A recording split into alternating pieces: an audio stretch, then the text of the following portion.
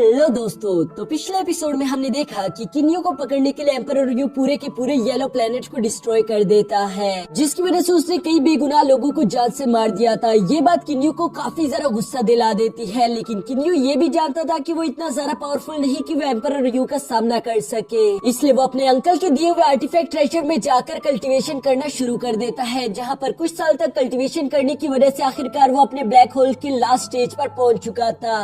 अब आगे next episode की शुरुआत बिल्कुल उसी सीन से शुरू होती है, जहां अपने लेवल को ब्रेक थ्रू करने की वजह से अब किन्यू बहुत ज्यादा पावरफुल हो चुका था। साथ ही साथ उसके पास अब इतनी ज्यादा पावर आ चुकी थी कि वो अपने बी स्पेक्ट्रम का इस्तेमाल करते हुए उसके अंदर से कुछ पावरफुल बीस्ट को समन कर सकता है। यहाँ किन्यू यही सोचते हुए अपने बी स्पेक्ट्रम का इस्तेमाल करते हुए 3 बहुत ही ज्यादा पावरफुल बीस्ट को वहाँ पर समन कर लेता है, जिनमें से 2 को तो वो पहले से ही जानता था। दोस्तों, अगर आप लोगों को भी याद हो तो ये लेफ्ट वाला बीस्ट वही है जो कि नी यंग रैम के गेट कीपर हुआ करता था। किन्यू ने इस बीस्ट के साथ एक फाइट भी की थी, लेकिन तब नी यंग रैम के एम्परर ने ही किन्यू को बचा लिया था। जबकि सेंटर वाले बीच का नाम है वुलान, जो कि किन्यू से नी यंग रैम के पैलेस में मिला था। यहाँ वुलान किन्यू को दोबारा से देखकर काफी ज्यादा खुश हो गया था, इसलिए वो किन्यू से कहता है कि इतने सालों बाद तुमसे दोबारा मिलकर काफी ज्यादा अच्छा लगा। किन्यू भी बिल्कुल ऐसे ही फील कर रहा था। साथ ही साथ वो गेट कीपर बीस्ट किन्यू से कहता है कि पहले जब हम दोनों एक दूसरे से मिले थे तब तुम एक बहुत ही ज्यादा वीक इंसान थे, लेकिन अब खुद को देखो, तुम एक एम्परर लेवल के रैम तक पहुँच चुके हो। मानना पड़ेगा कि तुमने काफी ज्यादा मेहनत की है। किन्यू उस गेट कीपर बीस्ट को गौर से देखता है, जिस पर उसे याद आ गया था कि मैं इससे पहले भी मिल चुका हूँ। लेकिन यहाँ पर जो राइट साइड पर बीस्ट था उसे किन्यू नहीं पहचानता था, इसलिए वुलान उसका इंट्रोडक्शन करवाते हुए बताता है कि इसका नाम है आवुजू, जो कि एक म्यूटेटेड डिवाइन ड्रैगन बीस्ट है। किन्यू यहाँ पर वुजू का लेवल चेक करके शॉक होते हुए कहता है कि तुम तो एक 8 लेवल के बीस्ट एम्परर हो, जो कि एम्परर यू को भी बहुत ही आसानी के साथ सर पास कर सकता है। यहाँ पर वुजू का नाम सोचते हुए अचानक से किन्यू को याद आ गया था कि ये नाम तो मैंने पहले भी कहीं सुना है, इसलिए किन्यू याद करते हुए फौरन से कहते हैं कि कहीं तुम वूमिंग के भाई तो नहीं हो। इसके बाद सीन शिफ्ट होकर यहाँ एम्परर यू पर आ जाता है, जो कि टेंपल ऑफ लॉस्ट गॉड में आया हुआ था, क्योंकि उसने कई सालों तक लगातार कोशिश करने के बावजूद भी किन्यू के पैलेस का डिफेंस नहीं तोड़ा। वहाँ पर मौजूद एक लड़की एम्परर यू को यहाँ पर देखकर कहती है कि मैंने तुम्हें पिछले 1000 साल से मेरे टेंपल में नहीं देखा, आखिर तुम यहाँ पर क्या कर रहे हो?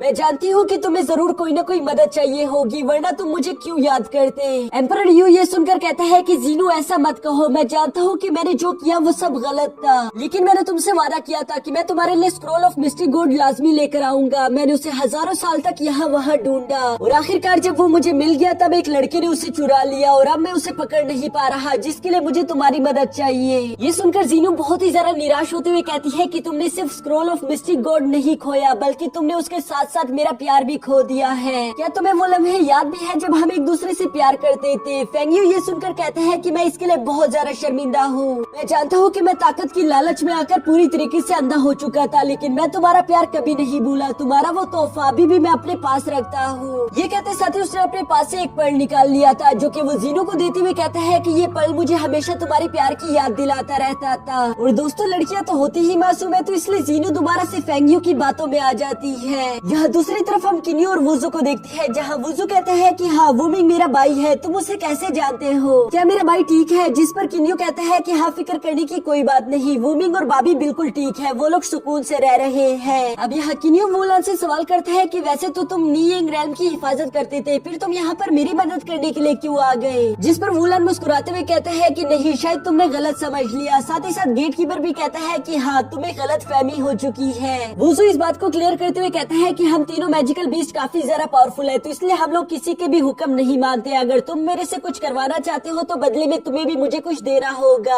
वरना इस तरह मैं तुम्हारी बातों से ब्लैकमेल नहीं होने वाला। बेशक मैं इस स्क्रॉल में कैद हूँ, लेकिन उसके बावजूद भी मैं तुम्हारी बात इस तरह से नहीं मानूंगा। अगर तुम चाहो तो तुम मुझे जान से मार सकते हो। ये बातें सुनकर वुलान किन्यू से कहते हैं कि वुजू बहुत ही ज्यादा जिद्दी है। ये शुरू में जब नी यंग रैम के एम्परर को मिला था तो इसने कसम खाई थी ये सिर्फ लाइफ एंड डेथ सिचुएशन में ही हमारे एम्परर की मदद करेगा, और ये इसी वजह से स्पेक्ट्रम में कैद है। वुजू भी ये सुनकर किन्यू से कहते हैं कि बेशक अब तुम स्क्रॉल ऑफ 10,000 बीस्ट के नए मास्टर बन चुके हो, लेकिन तुम्हारी ताकत मुझसे काफी ज्यादा कम है। अगर तुम चाहो तो मैं तुमसे भी वादा कर सकता हूँ कि मैं तुम्हारी सिर्फ लाइफ एंड डेथ सिचुएशन में मदद करूंगा, और उसके बदले तुम्हें मुझसे वादा करना होगा कि जैसे ही तुम डिवाइन रेल्म तक पहुंचोगे तुम मुझे आजाद कर दोगे। यह वुजू के साथ तो इस बात को लेकर किन्यू ने डील कर ली थी, लेकिन दूसरी तरफ वुलान और गेट कीपर अभी भी सोच रहे थे, जिस पर किन्यू उन लोगों को अपने अंकल की सर्टिफिकेट वाली जगह के बारे में बताता है कि यहाँ का 1 साल बाहर के 10 साल के बराबर है। ये जानकर तो वुलान और गेट कीपर दोनों कहते हैं कि बेशक तुम हमें हमारी आजादी आबादी ना दो, मुझे उस बात से जरा सा भी फर्क नहीं पड़ता। हम हमेशा तुम्हारी मदद भी करेंगे, बस बदले में हम चाहते हैं कि तुम यहाँ पर हमें कल्टीवेशन करने की इजाजत दो। किन्यू इस बात के लिए एग्री हो चुका था। यहाँ दूसरी तरफ वुलन किन्यू को बताता है कि तुम्हारी फाइट अब एम्परर यू और उसकी लवर से होने वाली है, जिनके पास 2 डिवाइन आर्टिफैक्ट वेपन्स भी है। तुम उनका सामना अकेले तो बिल्कुल भी नहीं कर सकते, इसलिए तुम्हें हम में से किसी की मदद की जरूरत पड़ेगी। यहाँ पर वुजू किन्यू से कहता है कि अगर तुम मुझे इस जगह पर कल्टीवेशन करने दो तो मैं तुम्हारी इस फाइट में मदद कर सकता हूँ। किन्यू की ये बात सुनकर उसके साथ एग्री हो चुका था। जबकि यहाँ बाहर हम देखते हैं कि एम्परर यू और जीनो अपने दोनों डिवाइन आर्टिफैक्ट्स को कंबाइन करके एक पावरफुल अटैक कर देते हैं ताकि वो किन्यू के स्पिरिचुअल मैंशन का डिफेंस तोड़ सके। लेकिन उससे पहले ही वहाँ पर वुजू अपने ड्रैगन फॉर्म में आ जाता है, जिसने यहाँ पर इन लोगों की इस अटैक को ब्लॉक कर दिया था। एम्परर यू से वहाँ पर देखकर उस पर स्लैश अटैक करने की कोशिश करता है, जिसे वुजू ने अपनी एनर्जी से ब्लॉक कर दिया था। साथ ही साथ यहाँ वुजू अपने 4 क्लोन बना लेता है, जिसके बाद वो वहाँ पर मौजूद एम्परर यू के सारे सुपरडिट्स को बहुत ही ज्यादा बुरी तरीके से मारना शुरू कर देता है। वो धीरे धीरे करके उनमें से एक को करके खा रहा था। यह वुजू की पावर इतनी ज्यादा खतरनाक थी कि मिस्टर व्हाइट भी उसके सामने टिक नहीं पाता और वो नीचे की तरफ गिरते हुए बेहोश हो जाता है। इवन के एम्परर यू और जीनो भी वुजू का सामना नहीं कर पा रहे थे। थोड़ी देर बाद हम देखते हैं कि वुजू अपने ह्यूमन फॉर्म में आ जाता है, जिसे एम्परर यू पहचान लेता है। वो कहता है कि वुजू, तुमने हमारे मामले में आकर बिल्कुल भी अच्छा नहीं किया। लेकिन एम्परर यू ये भी जानता था कि वुजू बहुत ज्यादा खतरनाक है, इसलिए वो खुद को बचाने के लिए वहाँ से भागने की कोशिश करता है, जिस पर वुजू अपने अटैक से उनका पीछा कर रहा था। जब एम्परर यू और जीनो के पास बचने का और कोई रास्ता नहीं होता तो वो डीमन एम्परर पर हमला करके उसे वहीं पर छोड़ देते हैं ताकि वो खुद की जान बचा सके। डीमन एम्परर को यहाँ अपने सामने अकेला देखकर किन्यू से कहता है कि आखिर तुम्हारे दोस्त कहाँ चले गए, मुझे कहीं पर दिखाई नहीं दे रहे।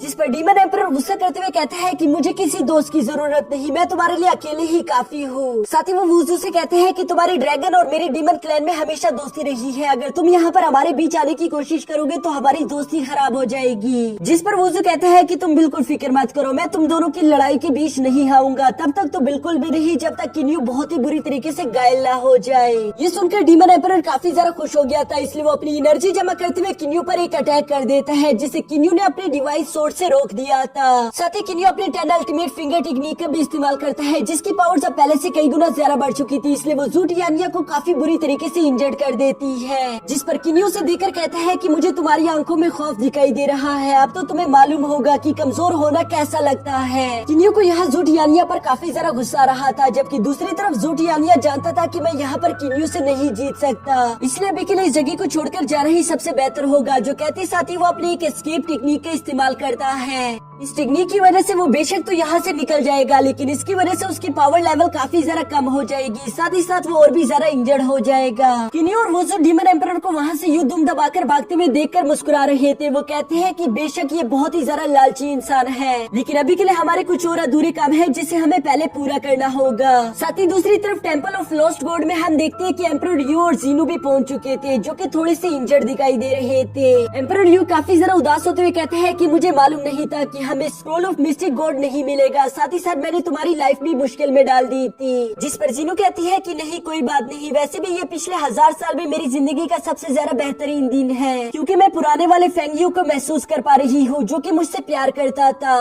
एम्परर यू कहते हैं बेशक मैं हमेशा ही तुमसे प्यार करता रहा हूँ, मैं उस दिन से तुमसे प्यार करता रहा हूँ जब हम दोनों वीक हुआ करते थे। हमने एक दूसरे का साथ देकर एक दूसरे को स्ट्रॉन्ग किया और धीरे धीरे करके हमने बहुत सारी इज्जत कमा ली। मैं दोबारा से ऐसा कुछ भी होने नहीं दूंगा जिसकी वजह से मुझे शर्मिंदा और तुम्हें मुझसे दूर होना पड़े। यहाँ एम्परर यू की इसी बात के साथ हमारा यह एपिसोड यहीं पर खत्म हो जाता है। तो दोस्तों अगर आप लोगों को वीडियो अच्छी लगी तो मेरे इस चैनल को सब्सक्राइब कर देना, साथ ही साथ इस वीडियो को लाइक कर देना।